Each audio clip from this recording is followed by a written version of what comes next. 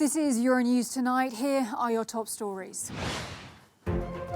Defence officials from over 40 countries attend NATO talks in Germany assessing Ukraine's calls for more military assistance. The US pledges allies will keep moving heaven and earth to help Kyiv. The UN Secretary-General says he's visiting Moscow as a messenger of peace after holding what he says were frank discussions with Russia. We see our future as part of European family. And the message from the mayor of Kyiv to the Russian president, as Vitaly Klitschko tells Euronews that Ukraine's EU membership bid is the reason behind the war.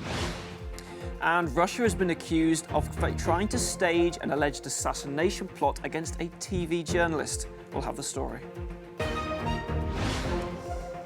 I'm Helena Humphrey. Good to have you with us. The US and its allies have vowed to move heaven and earth to help Ukraine win its war against Russia. Representatives from 40 countries met at the Ramstein air base in southwestern Germany for US-led talks on bolstering Kyiv's defence capabilities. Germany's Defence Minister Christine Lambrecht pledged to provide Ukraine with 50 anti-aircraft tanks, while her US counterpart Lloyd Austin said that Washington will do everything possible to ensure that Ukraine is well equipped to defeat the Russian invaders. Now, that visit only underscored my sense of urgency, an urgency that I know that we all share. So I'd like this whole group today to leave with a common and transparent understanding of Ukraine's near-term security requirements, because we're going to keep moving heaven and earth so that we can meet them. Meanwhile, Moldova has raised its terror threat to the highest level following explosions in the pro-Russian breakaway region of Transnistria. Moldova's President Maia Sandu held emergency security talks amid reports of attacks on a military unit and 2 radio antennae carrying Russian broadcasts. Now, last week, a Russian military commander revealed plans to create a corridor between southern Ukraine to Transnistria. Sandu's accused pro-Russian groups of trying to increase tensions and vow to maintain peace and stability in Moldova. This is a complex, tense situation. We are vigilant. We will take all needed measures to prevent any escalation, to strengthen security of the state, to protect our citizens. Well, to talk through all of this, I'm joined here in the studio by our correspondent, Sasha Vakulina. Sasha, in the past 24 hours in Moldova, in Transnistria, we've seen around 3 attacks. Of course, Ukraine watching on. What is its reading of the strategy at hand here?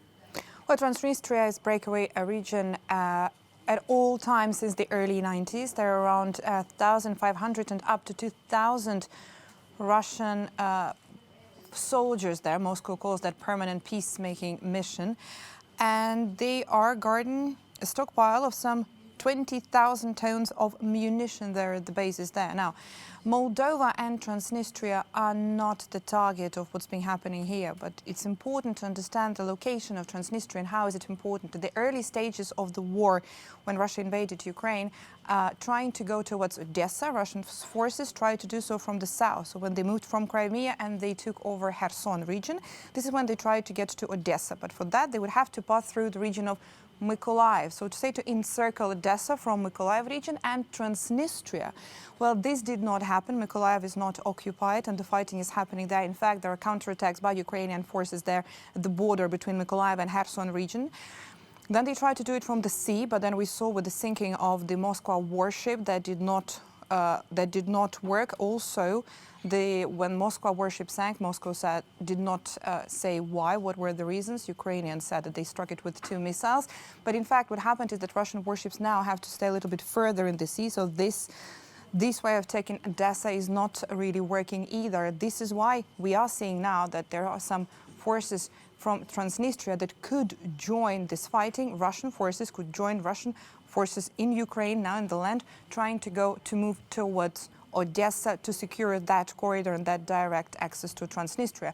The other thing is that Moldova, in fact, is a rather small country. It's 2.6 million people, the population of Moldova, and it is not the member of the European Union and NATO. So Moldova said a couple of weeks ago they couldn't even technically join sanctions because the president admitted publicly, saying this would not this would not make sense. It would not make any impact. So Moldova now is in a very, very complicated situation itself. And meanwhile, as that goes on, we've got a meeting of around 40 defence ministers. They're in Ramstein. We've heard from the US Defence Secretary who's saying essentially the allies would move heaven and earth to support Kyiv. Does Kyiv trust that, I guess? And if Washington and if allies follow through with that kind of weapon support, what could that mean for the fight on the ground?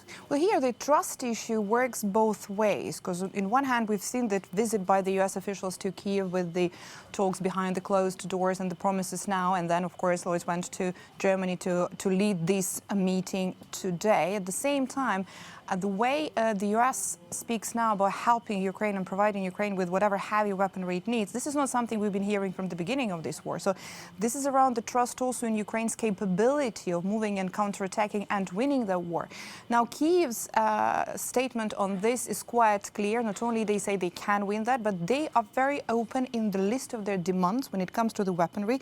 It's not a secret. President Zelensky said that, the defense ministry said that. This is a list, and they passed on this list to all the countries. So seeing now some of the members of NATO and some of the allies, particularly Germany, being on board after the negotiating and the meeting with the American allies, this is a huge change in this strategy. So keep us up to date, bring us up to date with the main flashpoints which we're seeing on the ground right now. And I understand that Zaporizhzhia, for the first time, was actually struck. The heavy fighting continues on all the front line in the east, from Kharkiv all the way to the south. In fact, that's true. Zaporizhzhia this morning had 2 missile strikes. Now, the case of Zaporizhzhia is slightly different as well. This is a big city. There's around 800,000 people, up to 1 million people. But it is the only city in that part of Ukraine, this is southeast of Ukraine, that has not been attacked and is not being occupied by Russian forces, whilst up to 70% of the wider Zaporizhzhia region are now under Russian military control. When the evacuation corridors happened in the past from Mariupol, whenever evacuating from Mariupol, all those areas that are occupied by Russian forces, all those Ukrainian civilians, they are going to Zaporizhzhia. So this is a rather safer place and the only safer place in this area. The UK Defence Ministry warned that Russian forces will try to attack Zaporizhzhia from the south, but after weeks of preparing and somehow waiting for it, the 4 Ukrainian forces in Zaporizhzhia got ready and prepared. They're defending themselves. So this is when we saw those missile strikes today. They hit the factory in Zaporizhzhia. This is a very industrial area, and there were quite a few air raid sirens today in Zaporizhzhia, and the population and the Ukrainian forces, they are already on high alert on what's coming now, whether Russia would try now to get Zaporizhzhia, if not by land, but then with missiles. All right, important, detailed insights there. Sasha Vakulina, as ever, good to talk to you. Thank you. Well, the Secretary-General of the United Nations is making his first visit to Russia since the start of the war in Ukraine. Antonio Guterres is in Moscow to meet President Vladimir Putin. But ahead of that, he held talks with Foreign Minister Sergei Lavrov. Guterres urged Russia to allow civilians to escape the conflict and let the UN provide humanitarian assistance. Hundreds of people remain trapped in the steelworks in the southeastern port city of Mariupol. We recognize that we face a crisis within a crisis in Mariupol. Thousands of civilians are in dire need of life-saving humanitarian assistance and many of evacuation.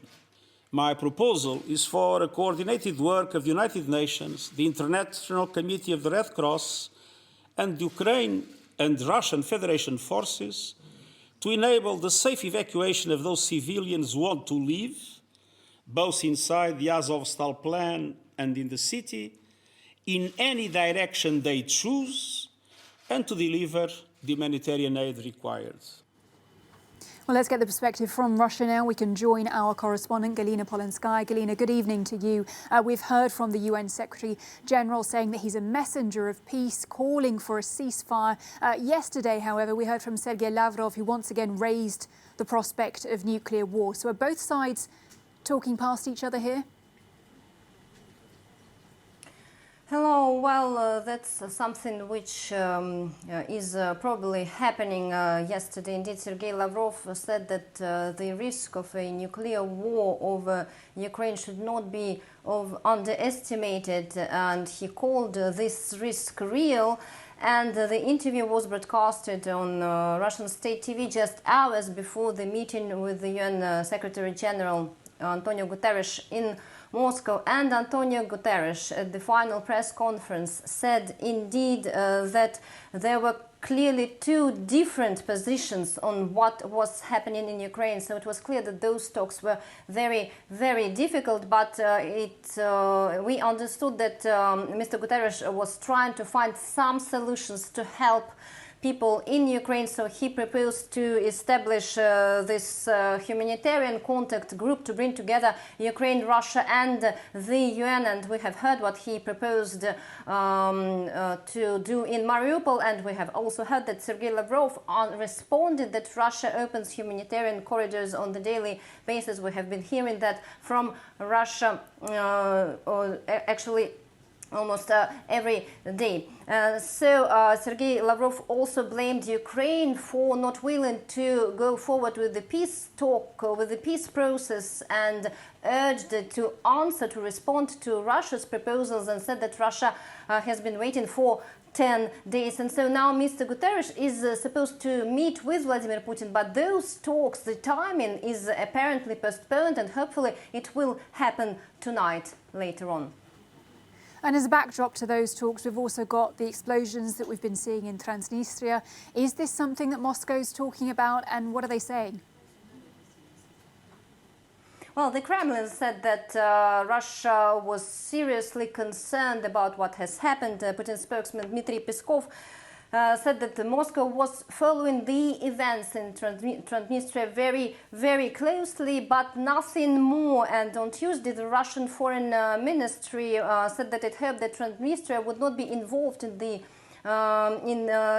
conflict between Russia and Ukraine, so Russia would not have to intervene. It was a RIA Novosti quoting one of the foreign ministry officials' report. And what is interesting is that the explosions in Transnistria happened 3 days after a Russian senior military official, actually deputy commander of the Central Military District of the Russian Armed Forces, Rustam Minikaev, said that one of Russia's goals was to establish a land connection with Transnistria, and he spoke about facts of oppression of Russian-speaking population there.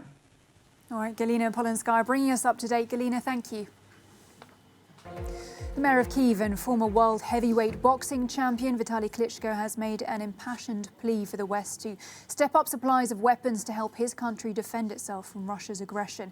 Klitschko told our international correspondent Annelies Borges that although there were signs of normal life returning to his city, it was still in the shadow of Russia's war. He had a message for President Vladimir Putin, as well as a plea for help from European allies. Defensive weapon, because with this weapon we defend our country, and we never was aggressive, and I'm more than sure we will be never aggressive to anyone. Peaceful people live here in Ukraine. The reason of this war, because we Ukrainians want to be the part of European family as democratic country. But Russian Federation does not accept our will. It's not secret. Putin want to rebuild Soviet Empire, and that's why they is totally against our will to be the part of European family. Human rights. It's our priority. The democracy and European standards is our goal. We Ukrainian, actually European country geographically, with our mentality, with our history, but we have to implement the quality of life and the principles, European values in our homeland. It's the reason of this war, because we was in USSR and we don't want back to USSR, and Putin doesn't accept our will. We never come back to USSR. We never stay in any. We don't want to live in the country without human rights. We see our future as part of European family, and better we die than stay in the knee. And that's why we defend our families and our children. We defend our future and the same values what have everyone in European Union. Well, Russia has arrested 6 Ukrainian suspects over an alleged plot to kill a Russian TV journalist, but social media users have been quick to point out that the evidence provided does not quite add up. For more, we can go over to Matthew now and theCUBE. Well, Helena, despite providing little evidence, Russian President Vladimir Putin has now accused the West of trying to target Russian journalists. Yesterday, the country's investigative committee confirmed and claimed that 6 people had been arrested on suspicion of trying to murder this man, TV host Vladimir Solovyov. Solovyov is a well-known Kremlin supporter. He has backed the invasion of Ukraine and has previously been targeted in the past. Now, he says that these threats are down to Ukrainian's President Volodymyr Zelensky, again without providing any evidence. Well, according to the committee, these 6 people are all allegedly part of a banned neo-Nazi group. And investigators say that amid a search, they found a number of items, including drugs, weapons, bomb components, Nazi paraphernalia, and fake Ukrainian passports. But some of the other items that they also claim they have found have gained a lot of attention on social media. Russian state television aired alongside footage of this alleged Nazi paraphernalia. You could see 3 copies of The Sims 3, a popular simulation video game. This discovery has led to rumours online that this alleged assassination plot was poorly staged by Russian officials and that someone has mistaken mobile phone SIM cards with copies of The Sims video game. For example, the founder of Bellingcat, Elliot Higgins, said that he genuinely believed this was a mistake by a Russian official trying to stage this alleged plot. And what's more, if you take a closer look at a letter that was also allegedly found by investigators alongside these belongings, you can see it was signed by somebody called, and I quote, staged signature unclear. This then adding to reports that this was a poorly attempted ploy by Russia to claim there was a neo-Nazi plot against a TV journalist. We know, for example, that the Ukrainian Secret Service has denied any involvement. They, on Twitter, have also said it was a creative effort by Russian authorities. So, Helena, as the ongoing information tug-of-war continues around the Ukraine conflict, you can see that some of the rumours and the allegations being made online are becoming more and more outlandish. All right, Matthew, potentially someone there following instructions quite literally to the letter. Matthew, thank you so much. Well, Hungarian opposition leaders are in Brussels to discuss sanctions imposed on the country after Prime Minister Viktor Orban's landslide re-election earlier this month. The EU launched a never-used procedure against Hungary that could see its government stripped of EU funding. Now, the mayor of Budapest, while opposed to Orban's leadership, wants to compromise with Brussels. He sat down with our correspondent, Sándor Zsirosz. 3 weeks after Hungary's united opposition suffered a devastating defeat from Prime Minister Viktor Orban, one of the faces of this movement was in Brussels. Budapest Mayor Gergely Karácsony is lobbying against the sanctions imposed on Hungary for Orban's controversial policies. The EU suspended recovery payments for Hungary and also announced a new rule of law mechanism that could reduce Hungary's budget with billions of euros. The mayor of Budapest wants Brussels to find a compromise with Orban.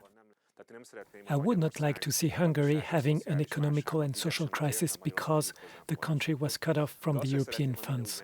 But I also would not like to see things continuing as we saw in the past. So now I'm looking for allies in Europe, and I am willing to present to the Commission and to my fellow mayors the idea to have a clear agreement based on principles between the European Union and the government of Hungary on the EU funds.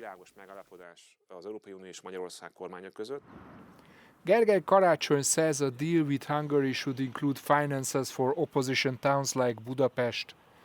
The politician vows to keep Hungary's opposition united despite their recent defeat. But unity in itself is not enough. It is sure that only unified opposition can win over this regime. What else do we need to do besides this unity? What do we need to do differently? What to do with the media machine of Fidesz? These are questions to answer for us in the upcoming period. The mayor also said a new way is needed to deal with Orban's propaganda machine, which is unique in Europe. Sándor Zsirosz, Euronews, Brussels. This is Euronews Tonight. Good to have you with us. The first legs of the Champions League semi-finals kick off tonight. Manchester City take on Real Madrid, while Liverpool face Villarreal on Wednesday night. Sports editor Andy Rubini joins us to preview the exciting matchups. Good to see you, Andy. So tonight's game see Manchester City welcoming the Madrid side. What will City have to do to contain Benzema? I'm sure Pep Guardiola has a plan, but it remains to be seen how effective it will be. Karim Benzema has been on fire recently, 7 goals in his last 3 Champions League games. But it's not just about Benzema, it's also about Luka Modric. At 36 years of age, he's been absolutely incredible throughout this whole competition. Ancelotti as well, the manager, just showing there why he's one of the top managers. Real Madrid is this team able to soak up the pressure and just score when it matters the most. I thought they were dominated against PSG, but they won. They were dominated against Chelsea as well, but managed to scrape through as well with a great performance from Real Madrid. So it'll be tough for Pep Guardiola. They do have a few injury concerns as well. Kyle Walker won't be there, Stones either, Cancelo. But if there's one team I'm not worried too much about, it's Manchester City, because he was able to rotate his squad throughout the season, which means that some of these players are ready to come up and ready to show what they can do on the pitch. So I expect a different lineup, but they should be able to give Real Madrid a good game tonight. Well, in other news, talking tennis then, we've got the news today from Wimbledon that unvaccinated players will be able to play in this year's tournament. What's that going to mean for this year's Wimbledon? Well, hopefully that means that we can focus more on the tennis this time rather than Novak Djokovic's situation during the Australian Open. Novak Djokovic, who was deported, went on to miss out at Indian Wells, then Miami, lost his #1 spot to Daniil Medvedev, but then eventually regained it because he performed in countries that relaxed their entry requirements regarding vaccination. This is exactly what has happened at Wimbledon. There was a long press conference today explaining all of this, and also the organisers were asked about this situation regarding the Russian, Belarusian athletes, and not the reason why they were banned, but especially these athletes who have voiced, who have said that they were anti-war and wouldn't they be able to play. And then the chairman, Ian Hewitt, said that even if we were able to accept players with written declarations, we would risk their successful participation at Wimbledon being used to benefit the propaganda machine of the Russian regime, which is something he said he couldn't accept. So more clarifications with regards to this, and the tournament kicks off on the 27th of June. Oh, definitely interesting to get that clarification. Sports editor Andy Rubini, as ever. Andy, good to talk to you. Thank you. And you're up to date. I'll see you soon.